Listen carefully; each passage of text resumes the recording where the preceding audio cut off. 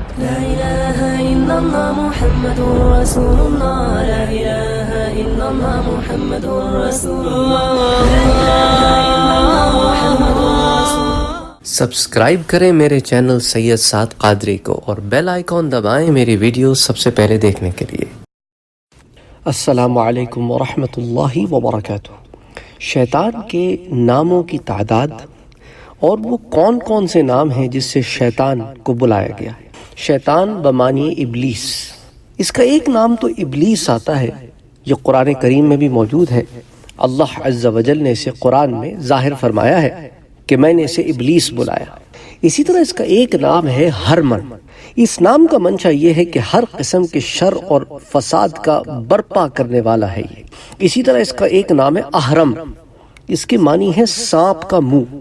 گویا یہ اشارہ ہے کہ اس ابلیس نے آدم علیہ السلام کو بہکانے کے لیے سانپ کے منہ میں بیٹھ کر جنت میں جو داخل ہوا، جس ضمن میں ایک روایت یہ بھی آتی ہے جس کے ذکر میں آپ سے پہلے حضرت آدم علیہ السلام کی سیرت میں کر چکا ہوں.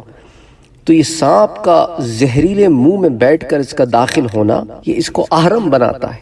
اسی طرح اس کا ایک نام بو مرہ، یہ ان کی کنیت ہے کیونکہ اس کے لڑکے کا نام مرہ ہے، اس لیے اس کو بو مرہ کہتے ہیں. اسی طرح خبیث، سب جانتے ہیں کہ خبیث نام جو ہے اس کا کیوں ہے، اور خبیث نام کا مطلب کیا ہوتا ہے کہ اس کی خباثت کی وجہ سے اسے خبیث کہتے ہیں، اس کی گندی غلیظ فطرت کی وجہ سے اسے خبیث کہتے ہیں. اسی طرح اس کا ایک نام ہے خناس، اس کی معنی ہے بھاگنے والے کے.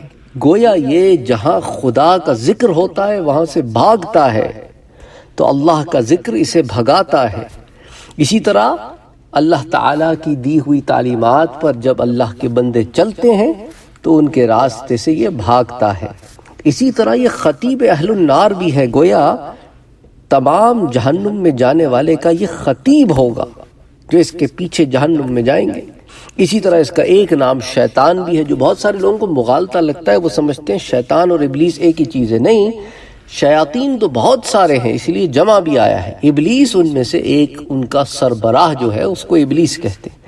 تو شیطان کا جو معنی ہے وہ ہے دیوکش، فریب دہندہ، فریب دینے والا، دھوکہ دینے والا، شرارتیں کرنے والا، تکلیف دہ قسم کی. اسی طرح اس کا ایک نام شیخ نجدی بھی آتا ہے، کیونکہ جب کفار مکہ دار الندوہ میں بیٹھ کر حضور صلی اللہ علیہ وآلہ وسلم کے خلاف پلاننگ کر رہے تھے کہ حضور صلی اللہ علیہ وآلہ وسلم کے ساتھ کیا معاملہ کیا جائے، تو اس وقت یہ ایک شیخ نجدی پہاڑی شیخ کی روپ میں وہاں پر آیا تھا اور ان کے ساتھ مذاکرات میں شامل ہو گیا تھا. اسی طرح اس کا ایک نام ہے عزازیل. یہ اس کا قومی نام ہے کہ اس کے ماں باپ نے اس کا تجویز کیا یہ نام، اور سجدہ آدم علیہ السلام کو سجدہ کرنے سے انکار کرنے تک اس کا یہی نام عزازیل ہی اس کا نام تھا جو اس کے ماں باپ نے اسے دیا تھا. اسی طرح اس کا ایک نام ہے غوا، اس کی معنی گمراہ کے ہیں. اسی طرح اس کا ایک نام معلم الملکوت بھی آتا ہے، کیونکہ ایک وقت ایسا بھی اس پر آیا تھا کہ یہ فرشتوں کا استاد رہا. اسی طرح اس کا ایک نام مرتد بھی آتا ہے. اس کے معنی یہی ہوئے کہ یہ وہ جس نے ارتداد کیا، جس نے حق سے انحراف کیا، حق کو پانے کے بعد اسے چھوڑ دیا، مذہب الہی سے پھر گیا. اسی طرح اس کا ایک نام مارد بھی آتا ہے.